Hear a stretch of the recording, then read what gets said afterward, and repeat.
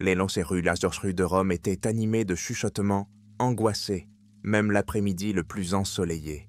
Les anciens murs de pierre semblaient accueillir les craintes des gens et s'en faisaient l'écho. Chaque jour, la rumeur d'une mystérieuse prophétie, selon laquelle le pape François serait le dernier et son départ le signe d'une catastrophe à venir, se répandait dans les ruelles, les basiliques et les recoins du Vatican. Personne ne le dit à voix haute en plein jour, mais à la nuit tombée, même les plus fervents sceptiques commencent à regarder les fenêtres des cathédrales avec une crainte superstitieuse. Parfois, on remarquait d'étranges lumières aux fenêtres du palais apostolique, des ombres peu naturelles à la hauteur des balustrades, là où personne n'était censé se trouver à une telle heure. Puis les chuchotements se transformèrent en un véritable cauchemar, plein d'allusions cryptiques et de pressentiments de la calamité imminente de la mort de François. Sa fin, disait-on, marquerait le retour de puissance dont l'humanité ferait d'au mieux de ne jamais se souvenir. Les archives du Vatican croulaient sous le poids des siècles, et parmi les parchemins écrits en symboles obscurs, on disait qu'il y avait ce qu'on appelait la prophétie de Malachie. Tous les historiens ne connaissaient mal pas l'essence de cette prophétie, et même les prêtres n'avaient pas le droit d'en toucher les pages usées par le temps. Mais une image effrayante se dessinait. Elle mentionnait une liste de pontifes, et le pape François était le dernier sur la liste. Il a été dit que cet élément signifiait probablement non seulement la fin du pape, mais aussi la fin générale du monde familier. À Rome, les gens s'interrogeaient et discutaient. S'agissait-il d'une nouvelle fiction de ceux qui voulaient effrayer le troupeau et provoquer une nouvelle vague de superstition? Mais la peur s'était déjà profondément enracinée dans l'esprit des citoyens. Personne ne pensait qu'à l'intérieur même des murs du Vatican, il y aurait une secte déterminée à rapprocher l'événement fatidique. Alors que les couloirs officiels sont saturés de prières et de cérémonies, il se passe autre chose sous les voûtes secrètes, la nuit. Des histoires de Baphomet ont fait surface dans d'anciens textes inquisitoriaux, et seuls les esprits les plus sophistiqués ont pu relier son nom au rite de la magie du sang du Moyen-Âge. On disait que cette entité souhaitait revenir et que son arrivée était liée à la mort du pape. La ville, avec ses anciennes basiliques et ses cryptes, semblait trembler dans l'attente d'un miracle noir. D'étranges signes gravés dans la pierre commençaient à apparaître sur de nombreuses tombes anonymes dans les faubourgs.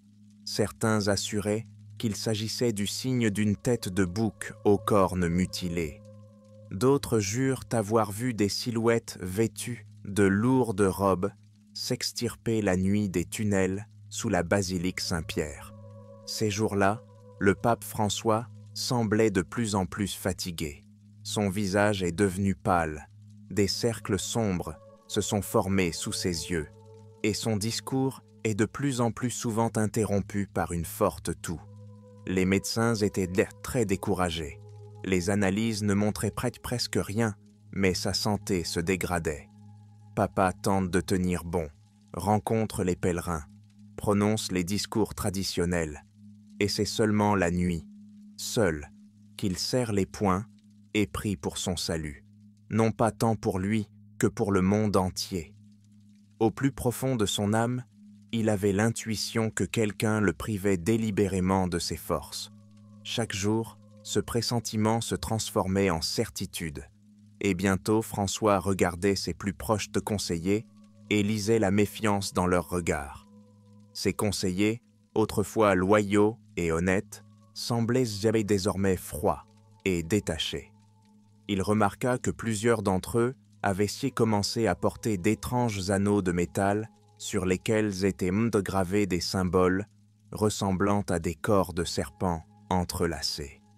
Dans ces motifs, il voyait parfois des yeux qui regardaient droit dans leur âme. Il savait que quelque chose se tramait dans l'ombre, et que cette chose se tramait habilement.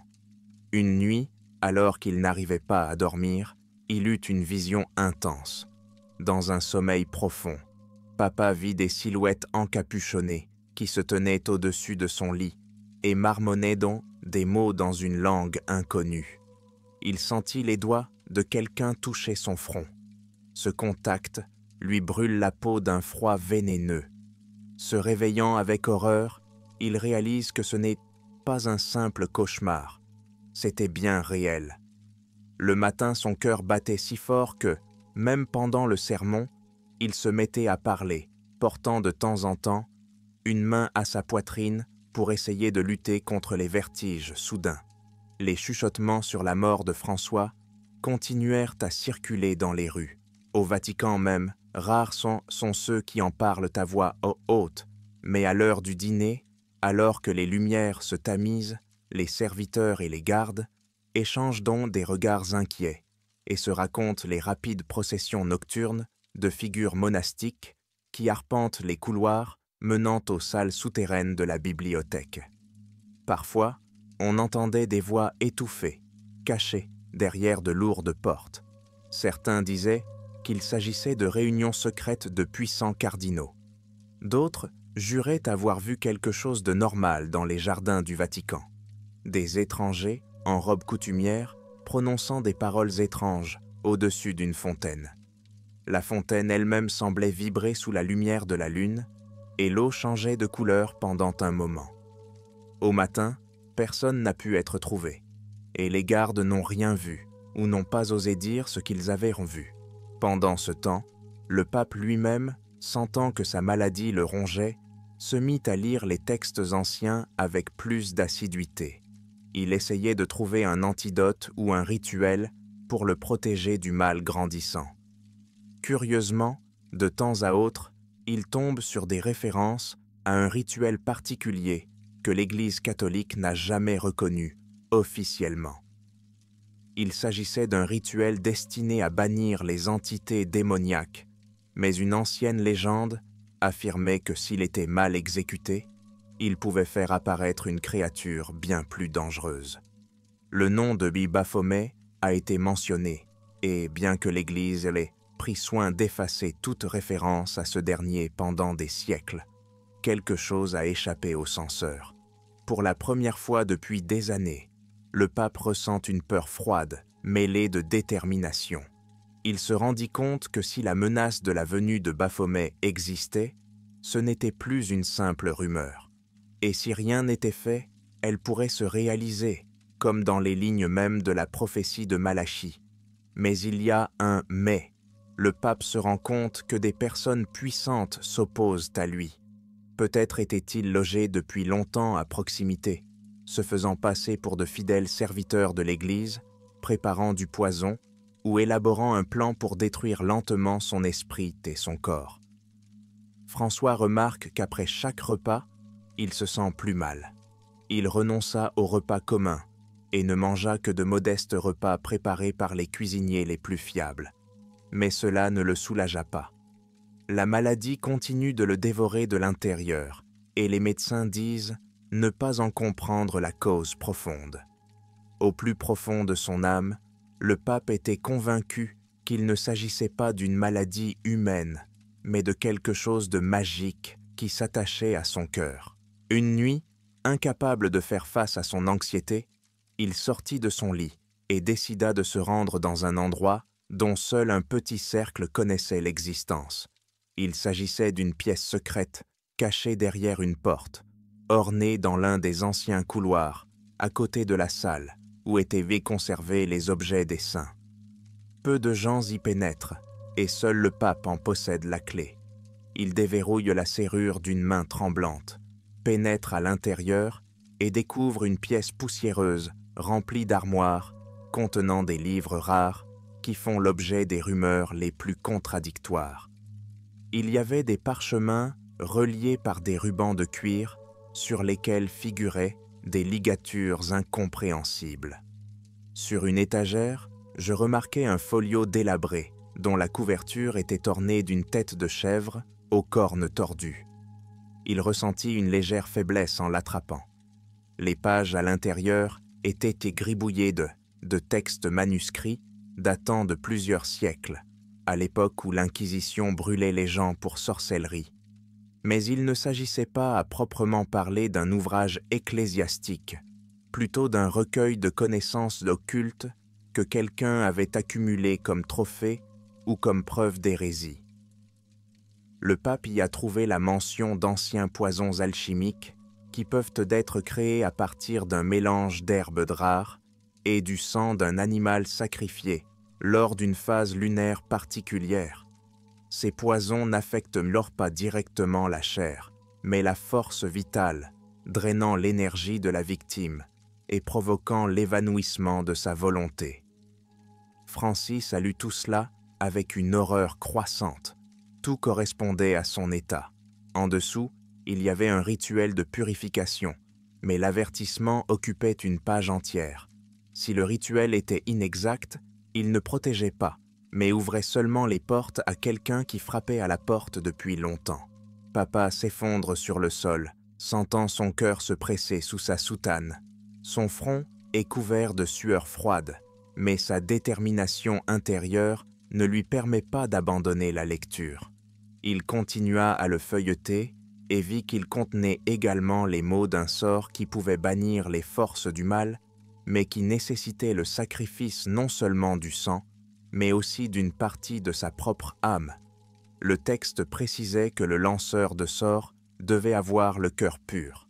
Dans le cas contraire, l'entité invoquée entrerait dans le monde avec une cruauté particulière. Francis se dit « Qu'en est-il de ma conscience ? Suis-je vraiment pur ? J'ai passé ma vie à prier, mais puis-je me considérer comme un homme sans péché ?» Le tourment de la conscience et la faiblesse de la maladie se mêlaient en lui dans un enchevêtrement de terreur. Mais il n'a pas le choix. Tout indique que le temps presse. À l'extérieur de la porte de cette chambre, il entendit des pas dans le couloir. Peut-être un garde, peut-être un des conseillers. Papa retient sa respiration, essayant de ne pas trahir sa présence. Son cœur bat à tout rompre. Les pas s'attardèrent un instant, comme si la personne qui passait écoutait. Puis, ils se turent. Francis sentit un tremblement nerveux dans ses mains. Il emporta le livre sur la table la plus proche, verrouilla discrètement la porte de l'intérieur et alluma la bougie, essayant de comprendre comment accomplir ce contre-rituel. Les heures passèrent, les premières lueurs de l'aube commencèrent à poindre à la fenêtre, et il resta penché sur les pages, étudiant les lignes. Peu à peu, il se convainquit qu'il devait agir immédiatement. Tout retard pourrait coûter cher au monde, si ses craintes étaient fondées, et si ces cultistes voulaient réellement invoquer Baphomet en profitant de la faiblesse du pontife. Car si le dernier pape venait à mourir, ce serait le signe que le mal peut entrer sans entrave dans notre monde. Mais le pape s'est rendu compte qu'il n'était pas confronté à des fanatiques venus de l'extérieur, mais à ses propres amis. Cela a ouvert un abîme d'horreur. Si le Vatican lui-même est frappé de l'intérieur, à qui peut-on faire confiance? Après tout, la structure familière du pouvoir, cette verticale séculaire, était menacée. Il se peut que certaines de ces personnes accomplissent donc des rituels chaque nuit, mélangent des ingrédients alchimiques, chuchotent aux forces des ténèbres, voulant rapprocher la mort de François. Mais pourquoi? Peut-être leur promet-on de l'influence, de l'argent, une forme de pouvoir après l'arrivée de Baphomet? Ou peut-être croyait-il que le monde est trop pollué par le péché et que seule la fin ouvrira les portes de la plus pure renaissance. Les sectes ont toujours leur propre logique tordue. Ces pensées ne font qu'alimenter l'anxiété intérieure du pontife. Dans l'après-midi, François décide de parler à l'un des cardinaux qu'il considère comme le plus fiable. Celui-ci écoute le pape, mais il y a une ombre de doute dans son regard. Le pape le remarque en train de caresser nerveusement une étrange bague à son doigt. Soudain, François ressent une vive douleur dans la poitrine, comme si une aiguille lui avait transpercé le cœur. Il interrompt la conversation pour ne pas se trahir et se rend rapidement dans son cabinet privé. Il est clair pour lui que personne au sommet n'est digne de confiance et qu'il est temps pour lui d'agir seul. Parfois, Il se sentait désespéré. Pouvait-il tenir tête à toute une secte à lui, tout seul? Mais il ne pouvait pas se contenter d'attendre que l'obscurité engloutisse tout. La nuit arrive. Une fois de plus, fatigué et tremblant, il se dit « Et si je ne pouvais pas me lever demain? Et si le poison avait fait son œuvre ?» Et puis il se décida, cette nuit même, il accomplirait le contre-rituel décrit dans le livre. Peut-être n'en avait-il pas encore assimilé tous les tenants et aboutissants, mais il ne pouvait plus attendre. Son cœur bat la chamade, ses poumons brûlent. Pendant un bref instant, il regarda par la fenêtre. La lune était froide dans le ciel. Sa lumière pâle inondait la place Saint-Pierre. Les ombres des colonnes semblaient lui tendre des tentacules vivants, l'invitant à entrer dans l'obscurité. Il sentit que quelque part dans les profondeurs du Vatican, il y avait du mouvement, le bruissement de robes, des pas, des voix étouffées. À cette minute, la peur atteignit son paroxysme, mais avec elle vint la rage. Le pape ne veut pas devenir une marionnette entre les mains de ses conspirateurs. À pas feutrés, soucieux de ne pas attirer l'attention, il se dirige à nouveau vers la pièce où se trouvent les parchemins moisis. Cette fois, la clé tremble dans ses mains. Ses doigts sont instables car son corps est fiévreux. Enfin, il réussit à ouvrir la serrure, entra et referma la porte derrière lui en faisant coulisser le lourd pêne dormant. Il sortit un folio dont la couverture était ornée d'une tête de chèvre, le posa sur le sol et alluma quelques bougies en suivant les instructions. L'air devint épais et chaud. Les ombres du feu scintillaient sur les murs. Il ne restait plus qu'à suivre toutes les étapes du livre. Il traça un cercle sur le sol à l'aide d'une craie mélangée à une goutte de son propre sang. Sa main tremble lorsqu'il fait l'incision dans sa paume. La peur s'insinue dans ses os, mais il n'a pas le choix. Puis, à voix basse, en essayant de ne pas s'égarer, il commença à réciter les mots du texte ancien. On aurait dit un discours dans plusieurs langues, mortes à la fois. J'avais la gorge sèche et mon cœur battait plus fort qu'un tambour. Chaque syllabe était une lutte, comme si quelque chose en moi résistait. À la dernière phrase, les bougies autour de lui ont crépité comme si elles étaient prêtes à s'éteindre immédiatement. Mais les flammes ne se sont pas éteintes. Au contraire, elles ont été plus brillantes. Papa eut l'impression que l'espace autour de lui était déformé. Le sol ondulait, les murs tremblaient. Il se rendit compte qu'il avait accompli la première étape de l'invocation. Il ne restait plus qu'à prononcer les mots qui allaient fermer la porte au mal qui tentait de pénétrer dans notre monde. Mais à ce moment-là, on entendit un bruit sourd à la porte. Quelqu'un avait découvert son absence ou reconnu sa présence. Les coups se font de plus en plus insistants. Des voix étouffées, des ordres d'ouvrir immédiatement. Il ne pouvait pas s'arrêter. Un rituel interrompu en plein milieu risquait d'avoir des conséquences désastreuses. Il continua à lire, espérant que personne n'entrerait par effraction. Mais soudain, le verrou grince lamentablement. De courtes phrases résonnèrent à l'extérieur. Peut-être quelqu'un avait-il l'intention de l'ouvrir à coups balis de pied ou de trouver un double de la clé. Francis se dépêche de terminer son texte, mais la peur le fait déraper. La seconde d'après, il commet une erreur. Il mélange un mot. Il le sentit lui-même comme si une cloche avait sonné sourdement à l'intérieur. Les ombres autour de lui s'agitèrent et les flammes des bougies se balancèrent dans des rafales contre nature.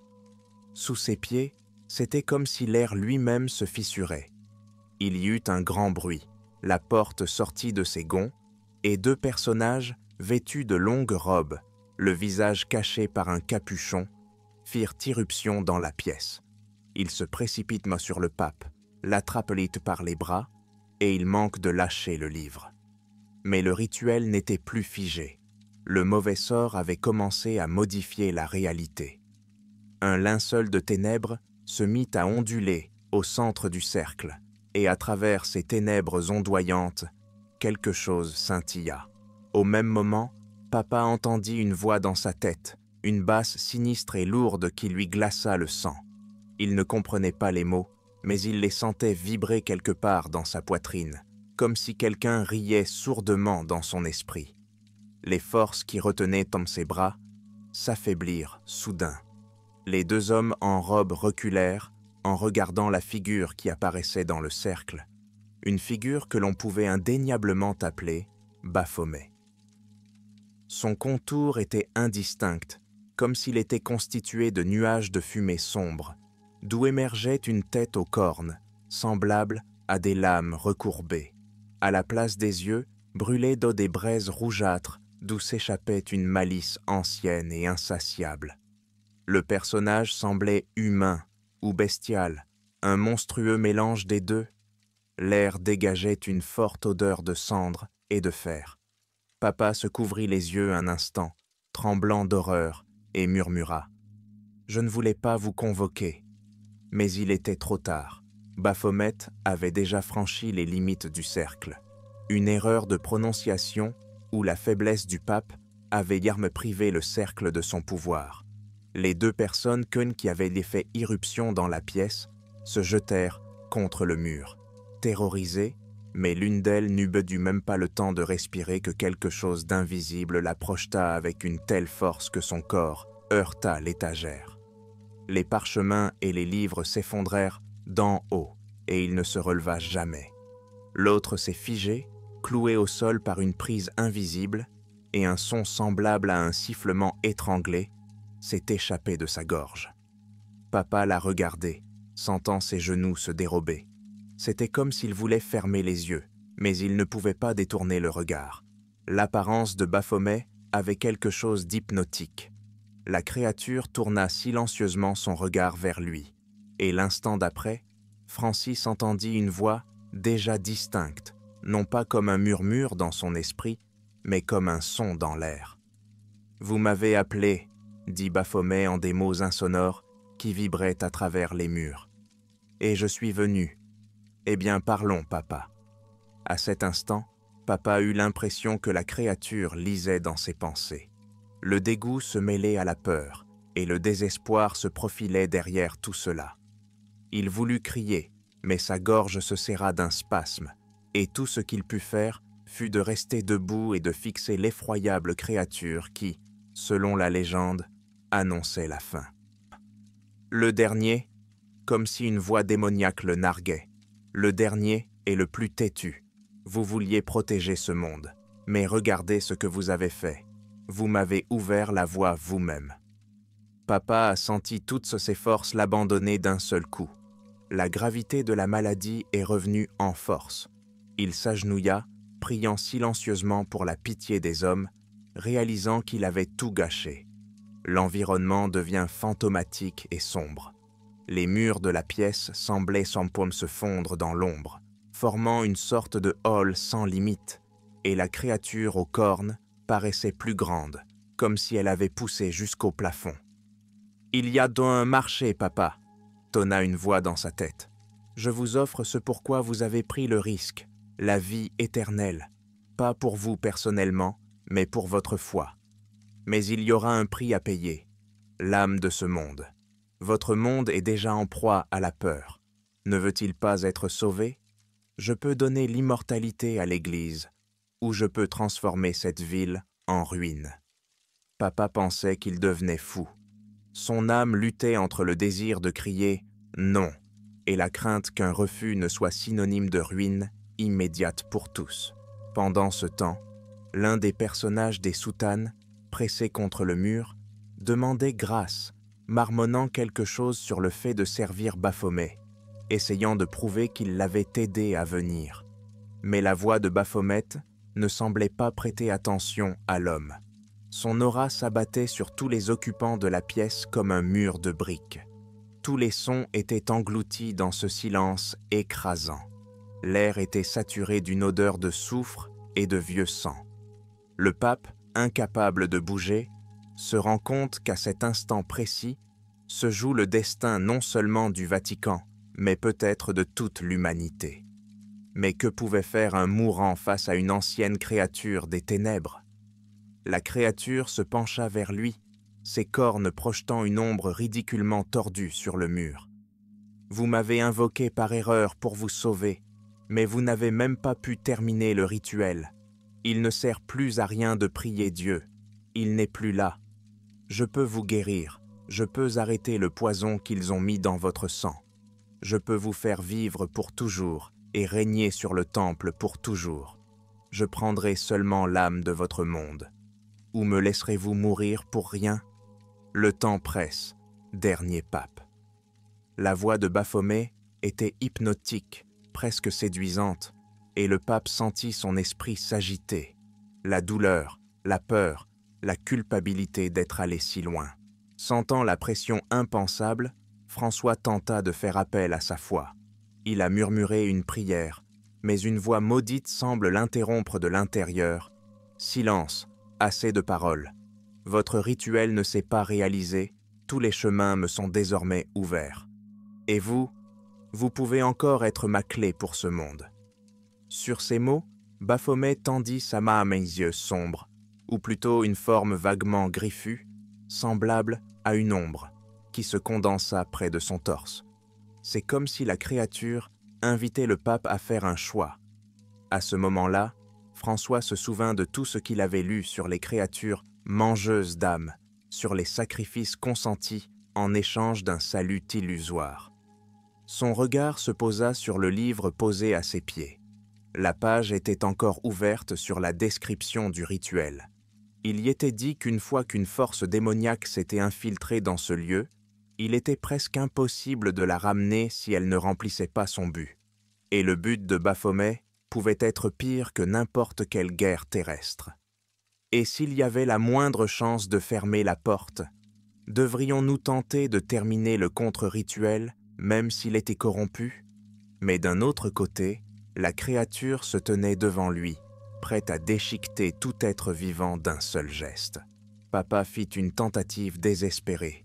Il se releva, s'agenouilla devant le cercle où les symboles étaient encore visibles. Il saisit le livre, essayant de ne pas remarquer le froid infernal qui lui enveloppe le dos. Ses yeux parcourent fébrilement les lignes. Il vit un autre paragraphe. Si le démon se manifeste, le lanceur doit... Mais au-delà, il y avait des mots qu'il était impossible de déchiffrer à cause des taches sombres sur la page. Peut-être du sang, peut-être de l'encre délavée. Il essaya d'assembler les phrases, mais il n'y parvint pas. Derrière lui, il entendit Baphomet s'approcher lentement. Papa pouvait entendre la respiration lourde ou le grincement d'un monde qui ne supportait pas la présence de cette créature. « Inutile !» murmura la voix de Baphomet, comme s'il savait ce que Francis cherchait. « Je ne veux pas de votre livre. Décidez-vous maintenant. Soit vous me donnez l'âme du monde, soit je la prendrai de force. » Papa sentit que tout s'assombrissait dans la pièce, que les bougies étaient presque éteintes. Des ombres d'objets s'étendaient jusqu'au plafond, l'entourant de toutes parts. Le Vatican tout entier sembla trembler, comme si une ancienne vague sismique avait balayé les salles et les couloirs. Il vit des gens vaciller dans la pénombre de la porte, mais personne n'osa entrer. C'était comme si l'aura même de cet endroit repoussait tout pas extérieur. Peut-être était-ce à cause des autres membres de la secte, peut-être était-ce à cause des gardes ébranlés. Mais personne n'osait interrompre la scène qui se déroulait dans les bouffées de fumée noire. Papa comprit qu'il n'avait plus la force de résister. La maladie, la peur, la magie, tout cela était en train de le déchirer de l'intérieur. « Si j'accepte, pensa-t-il, je trahis tout mon devoir, tout ce que j'ai prêché. Mais si je refuse, ce monstre pourrait se déchaîner et détruire tout le monde. » Baphomet semble attendre sa réponse, et cette attente est pressante. Par flash de conscience, le pape se souvient de son initiation, de sa première communion, des larmes de joie du peuple à qui il a donné de l'espoir lors de son accession au trône. Pourquoi lui confier maintenant un rôle qui priverait le monde de son dernier bouclier contre les ténèbres? Soudain, une cloche sonna quelque part dans une lointaine cathédrale, marquant le début de l'office de la nuit. Le son de la cloche a traversé les toits de Rome et s'est répercuté dans ces salles jusqu'aux oreilles du pape. Pendant un instant, il sembla que le son de l'appel à la prière avait réveillé en lui les dernières gouttes de courage. Il leva son regard, dans lequel brillait le désespoir. « Non !» c'est tout ce qu'il murmura, rassemblant des miettes de volonté. Baphomet inclina la tête, comme s'il attendait une explication. Mais François ne put dire un mot de plus. Il sentait simplement que quelque chose d'irréparable était sur le point de se produire. La créature se mit à rire bruyamment. Le rire traversa son cerveau et fit vibrer la pièce. Les fenêtres, invisibles de l'extérieur, tremblèrent. Les minces bolises vitraux se fissurèrent. « Vous avez décidé de me refuser ? Dommage, » siffla Baphomet, et sa voix s'emplit d'une fureur froide. « Alors je prendrai moi-même ce que je veux. » Et à la même seconde, les ténèbres qui entouraient le démon se précipitèrent comme une immense vague d'encre. Papa sentit qu'elle le submergeait. La douleur traversa son corps comme si des centaines d'aiguilles chauffées au rouge s'enfoncèrent dans sa peau. Il essaya de crier une prière, mais sa gorge se resserra et seul un sifflement s'échappa de ses lèvres. Pendant un instant, il vit les murs de la pièce disparaître et des images de villes englouties dans les ténèbres et les flammes flottèrent autour de lui. Il vit des foules de gens hurlant de folie. Il vit la fin. Une éternité s'écoula avant que tout ne retombe dans le silence le plus complet. Lorsque l'obscurité s'est dissipée, le corps du pape gisait sur le sol. Il ne bougeait pas. Ses yeux étaient ouverts, mais son regard était vitreux, sans vie. Baphomet se tenait au-dessus de lui, toujours aussi grand, sinistre, avec des braises incandescentes à la place des pupilles. Le survivant de la secte se colla au mur, n'osant plus bouger. Mais la créature ne regardait pas dans sa direction. Elle regardait Rome, ou peut-être à travers les murs, quelque part plus loin, comme si elle pouvait voir le monde entier. Un sourire étrange se dessina sur le visage du démon. Au bout d'une seconde qui parut interminable à ceux qui étaient là, Baphomet s'évanouit dans l'air, disparaissant dans la brume d'encre. Les flammes des bougies s'éteignirent dans un crépitement. L'obscurité est totale. Puis tout était devenu silencieux. Pas d'éclairs, pas de cris, juste un silence pesant et sépulcral. Quelqu'un qui observait la chose scène a osé s'approcher du corps du pape François, a touché son cou comme pour prendre un pouls. Rien. D'autres se pressent déjà dans l'embrasure de la porte, membres de la conspiration ou gardes qui ont enfin pris leur courage à deux mains. Personne n'arrive à comprendre ce qui s'est passé. Papa est laissé mort, non pas du poison, mais de quelque chose qui a laissé sur son visage une expression d'horreur et de douleur. Le silence est coupé par le son de la cloche qui retentit à nouveau. Minuit. Pour toutes les personnes présentes, cela ressemblait à un jugement. Tandis que certains regardaient le corps sans vie avec panique, d'autres ramassaient les parchemins tombés et les pages griffonnées. Les mains tremblantes, ils retournèrent le livre, virent d'eau les taches brûlées et les mots impossibles à déchiffrer. Mais personne n'osait émettre le moindre son. Un étrange frisson parcourut la pièce, malgré la chaleur estivale qui régnait à l'extérieur. La silhouette encapuchonnée, qui avait été pressée contre le mur, gisait maintenant sans raison, morte ou inconsciente, ayant accompli ou non sa mission. Les vieux murs de briques de la pièce sont à jamais les témoins muets d'un événement qu'aucun évêque n'oserait raconter. Des questions planent dans le vide. Une chose terrible a-t-elle vraiment été révélée ? Le pape avait-il convoqué le mal qui se cachait dans l'ombre, prêt à frapper le monde ? Et s'agissait-il de l'aboutissement de la prophétie ou seulement de son commencement ? Le Vatican tout entier a immédiatement senti que quelque chose d'irréparable s'était produit. Un silence anxieux et dense semble planer dans l'air. Les gardes s'alignent aux fenêtres du palais apostolique, mais personne ne parle à voix haute de ce qui s'est passé, comme si une paranoïa générale faisait craindre que la moindre parole ne déclenche une nouvelle vague de terreur. Certains cardinaux tentent de présenter l'affaire comme si le pape s'était tranquillement éteint à la suite d'une maladie, mais d'innombrables rumeurs circulaient déjà dans les couloirs. Toutes se rejoignent en une seule. Un sombre rituel a été accompli cette nuit, maudite, et que cette mort n'était qu'un signe avant-coureur de ce qui allait arriver, dès que le monde se détournerait ou pécherait.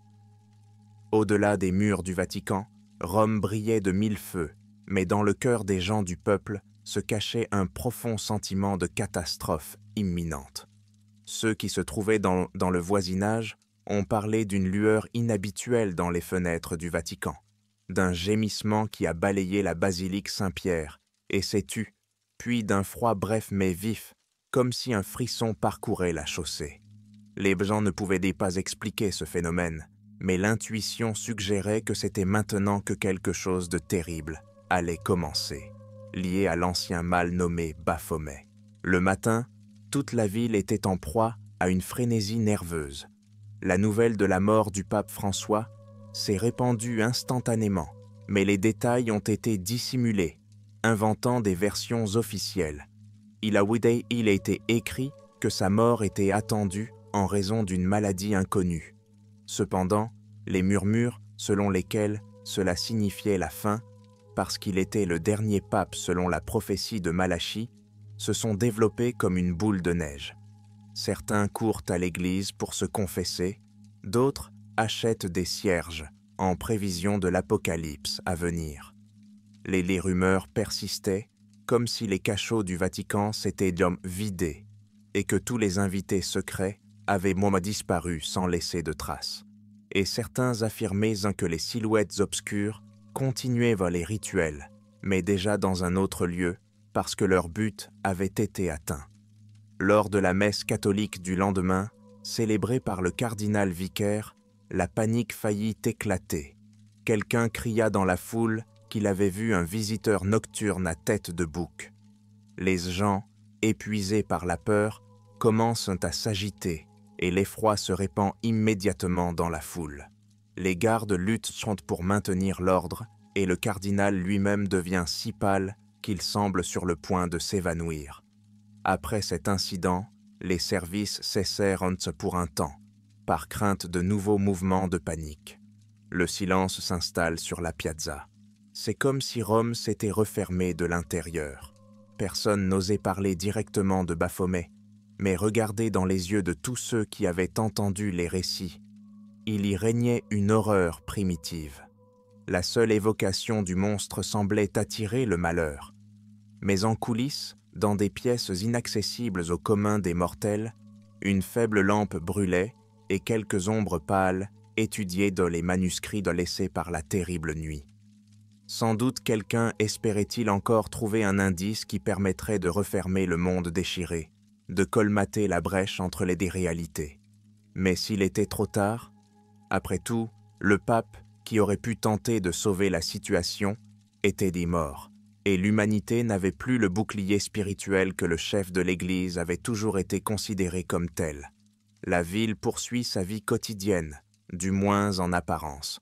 Les cafés s'ouvrent, les vendeurs crient les prix des fruits et légumes, les foules de touristes se font photographier sur fond de Colisée.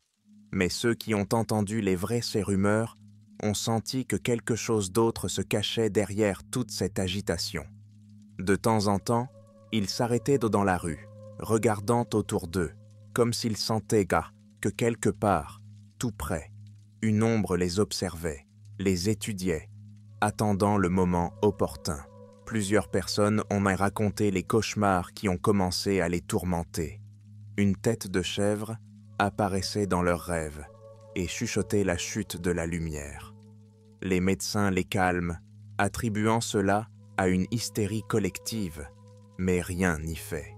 Le Vatican se prépare à l'élection d'un nouveau pape, mais l'incertitude règne derrière les portes closes. Certains cardinaux s'enfuient sous prétexte de problèmes de santé, d'autres réclament des mesures de sécurité supplémentaires, craignant que la secte des ténèbres ne tente à nouveau de s'immiscer dans les affaires. Cependant, une question surgit sur les lèvres de beaucoup. À quoi bon élire un nouveau pape si le dernier a déjà été nommé dans la prophétie? Mais personne n'osait le dire à voix haute pour ne pas provoquer de panique. Pourtant, au fond de soi, on se rend compte que quelque chose a irrémédiablement changé. Peut-être n'y aura-t-il pas de nouveau pape, et s'il y en a un, quel sera le résultat de son règne? Ces jours-là, de nombreux Italiens, mais aussi des visiteurs d'autres pays, ont remarqué que la nuit, une étrange brume planait sur la basilique Saint-Pierre, que les lumières des lanternes s'éteignaient parfois sans raison apparente, et que les statues des saints semblaient couvertes d'une patine d'ombre qui ondulait comme si elles étaient vivantes.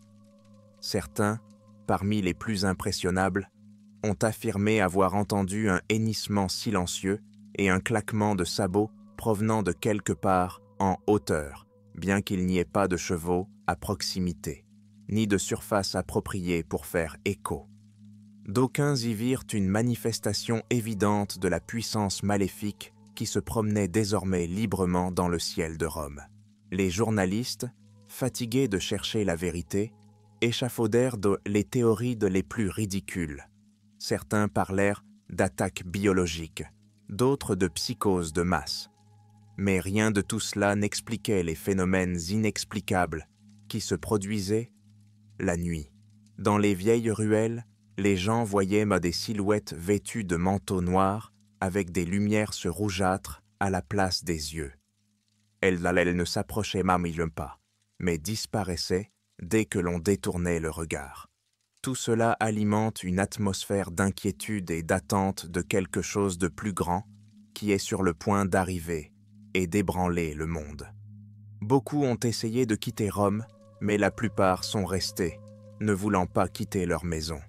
Si la fin arrive, elle nous trouvera n'importe où, se disaient les gens pour se rassurer. D'autres, au contraire, se sont rendus dans la ville, à la recherche d'un spectacle étrange, ou dans l'espoir d'assister à un événement historique. Des pèlerins sont apparus, déterminés à conjurer la catastrophe à venir par des prières. Leurs cortèges ont défilé dans les rues, en chantant des hymnes et en brandissant des croix. Mais même eux ne semblaient pas se sentir soulagés. La peur provoquée par la mort de l'homme qui, selon la légende, était censé être le dernier gardien de l'Église, était devenue trop profonde. Et quelque part à la périphérie de la ville, dans une chapelle abandonnée, à moitié brûlée et abandonnée après la guerre, ils ont commencé à voir des lumières la nuit. Les passants ont dit avoir vu des personnes portant d'étranges vêtements, les avoir entendus chanter et marmonner. La police locale a bien sûr inspecté le bâtiment, mais n'a rien trouvé. Aucune trace de rituel sanglant ou des participants eux-mêmes. Cependant, chaque fois que quelqu'un s'approchait, il avait des frissons et les poils de la nuque se dressaient comme s'il était en présence de quelque chose d'inhumain. Certains ont supposé que le culte de Baphomet s'était installé là, poursuivant ses sombres activités et préparant peut-être un nouveau rituel. Après tout, leur but n'était pas seulement de tuer le pape, mais d'accélérer quelque chose de bien plus global.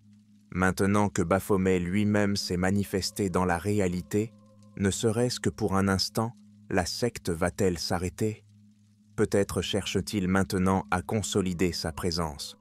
Les rumeurs se sont multipliées et, nuit après nuit, tout le monde a attendu que la lune s'éteigne ou que le rire du diable résonne dans le ciel.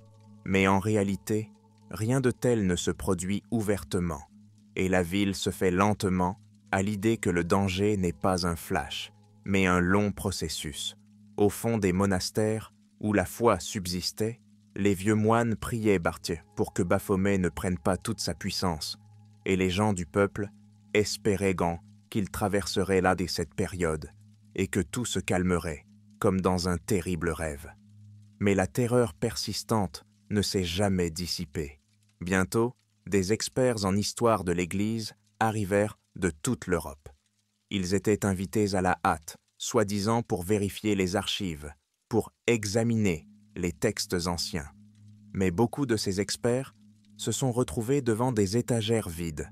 De nombreux livres et parchemins avaient en fait disparu ou étaient enfermés derrière 7 sceaux, et le pape n'avait pas donné l'ordre de les ouvrir. Il n'y avait plus personne pour ordonner que la vérité soit connue.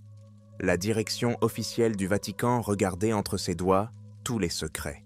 Cependant, parmi ces scientifiques, il y avait aussi une jeunesse bruyante, des amateurs de sensations qui espéraient obtenir des informations sur le mal qui s'était abattu sur notre monde. L'un d'entre eux rôdait dans les vieilles caves et en revint un jour, pâle, répétant confusément « J'ai entendu son rire, j'ai entendu son rire, je l'ai entendu, pour de vrai. » Mais il n'a jamais pu expliquer ce qu'il avait vu. Tout le monde a supposé qu'il avait simplement succombé à l'hystérie collective. Pendant ce temps, les partisans du pouvoir par les forces obscures n'étaient pas prêts à faire marche arrière. On dit que la mort du pape n'est qu'une première étape et qu'il faut maintenant convoquer à nouveau Baphomet pour conclure un dernier pacte avec lui. Mais la secte a-t-elle le courage d'entreprendre une deuxième convocation? Après tout, la créature a déjà montré une fois à quel point elle ne tolérait pas la faiblesse et l'insouciance. Peut-être personne n'était-il prêt à prendre le risque de ne pas être mis en pièces par la première fois. Mais la cupidité humaine l'emporte généralement sur la peur. C'est ainsi que quelques semaines passèrent dans l'anxiété. Des décorations de deuil furent apportées sur la place Saint-Pierre, un cercueil aux décorations étincelantes. Plusieurs cérémonies majestueuses ont été célébrées pour les simples fidèles, malgré la nervosité qui régnait à l'intérieur des murs du Vatican. À chaque fois, les mains de quelqu'un tremblaient, quelqu'un sentait que quelque chose d'inimaginable était sur le point de surgir des profondeurs de l'obscurité. Mais peu à peu, la mémoire collective s'est calmée. Les gens se sont habitués à l'horrible nouvelle, à l'idée que la prophétie s'était réalisée et qu'il fallait maintenant élire un nouveau pontife. Le monde continue de tourner comme si de rien n'était.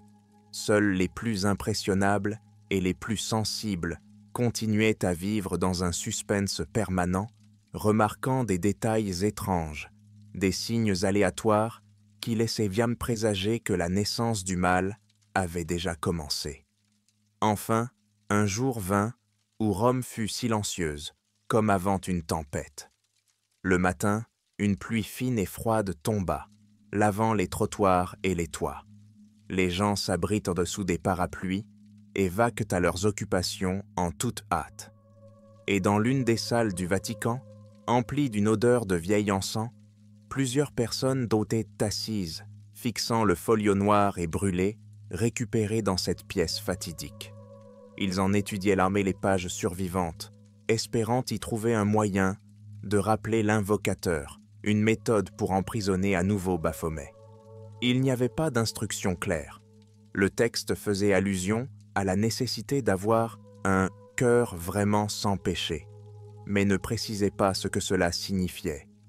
Certains ont supposé qu'il fallait sacrifier quelqu'un de vraiment saint, mais tout le monde a compris qu'il n'y avait pas une seule personne sur terre qui soit complètement sans péché. L'espoir est donc plus mince qu'une toile d'araignée. Pendant que ces gens déchiraient les pages, dans l'un des recoins, sous la pluie battante, un mendiant était assis et pleurait en silence, marmonnant « Il vient de plus en plus près. Nous avons ouvert la porte nous-mêmes. » La nuit, alors que les rues sont désertes, un étrange cortège cagoulé passe devant l'une des vieilles tours. Des chuchotements et des odeurs d'herbes brûlées les accompagnent. Le clair de lune faisait ressortir de la pénombre un symbole taché, semblable à un pentagramme inversé, peint sur les pierres mouillées. Au matin, l'endroit fut clôturé, mais il était trop tard. Le symbole s'était évaporé, comme s'il avait été emporté non par l'eau, mais par quelque chose de surnaturel. Pendant tous ces jours, Baphomet n'était jamais apparu ouvertement, personne ne l'avait vu en chair et en os, mais on sentait que l'ombre du démon planait sur Rome, sur ce vieux monde qui avait été considéré comme le centre de la civilisation. Au fond, tout le monde a compris qu'en cette nuit fatidique, lorsque le pape François a mal interprété son rite, la frontière entre les mondes s'est fissurée et que l'esprit de l'ancienne essence de chèvre n'a plus besoin d'une seconde invitation. Il était là, quelque part, se moquant des tentatives de dissimulation des gens et préparant probablement le coup final, celui-là même qui renversera la foi, l'espoir et le tissu même de la vie. En fin d'après-midi, alors que la pluie avait cessé et que les rues étaient sorties désertes, un puissant éclair illumina le ciel au-dessus de la cathédrale Saint-Pierre. Le vieux clocher a brillé un instant d'une lumière argentée, et les personnes qui regardaient dans cette direction ont juré avoir vu la silhouette d'une créature cornue déployant ses ailes ou ses bras sur le dôme. Mais elle disparut aussitôt. Ceux qui l'ont vue ne pouvaient pas la décrire clairement. Selon eux, cela ressemblait à un fantôme, ou peut-être n'était-ce qu'un jeu de lumière. Mais personne ne voulait plus associer sa vie à ces signes. Cette nuit libella, plusieurs cardinaux disparurent, sans laisser de traces, et la rumeur courut qu'ils s'étaient enfuis au loin, ou qu'ils étaient devenus de nouvelles victimes des forces obscures. Car Baphomet est déjà là, au plus profond des murs du Vatican, ou dans le cœur des autres. Il y eut un silence plus lourd que tous les mots. Et dans ce silence, un murmure à peine audible s'échappa, se répercutant entre les colonnes. Marché offert, marché refusé. L'heure est revenue de faire régner la terreur en silence. Les ténèbres se sont épaissies sans crier gare. Une lueur d'espoir brille quelque part au loin, mais les yeux du peuple, aveuglés par le cauchemar, ne la voient plus. Et puis, des profondeurs du temple, on entendit un craquement bref, à peine audible, comme si la dernière forteresse se brisait. Le son se répercuta dans les couloirs, se confondant avec le grondement du vent nocturne. À cet instant, personne ne sortit, personne n'osa regarder dans le donjon, mais tout le monde savait qu'il s'était passé quelque chose et que le chemin du retour était coupé. Lorsque l'aube remplit la cathédrale d'une lumière dorée, le pape n'est plus là pour venir bénir le peuple. Et il n'y avait pas de menace visible, mais un silence dévastateur, comme si le monde avait perdu une partie de lui-même. Il ne restait que cette peur poisseuse et inachevée qui s'était installée dans les cœurs. Personne ne savait exactement ce qui se passerait demain, dans une semaine, dans un mois. Il n'y avait dans l'air qu'une dense aura de malheur, la même que celle qui se dégage lorsque les gens réalisent que le cauchemar qu'ils redoutaient est déjà là. Et comme pour le confirmer, des pas de sabots ont grondé dans une ruelle quelque part dans la banlieue de Rome. Mais lorsque le passant regarde autour de lui, il ne voit personne. Il ne vit qu'un clair de lune et une ombre qui ressemblait à la silhouette d'une tête cornue. Il s'enfuit en courant, car il savait qu'il n'y avait pas d'issue. La porte était ouverte et personne ne pouvait la fermer. Il y eut une pause mortelle, comme le dernier moment avant le chaos imminent.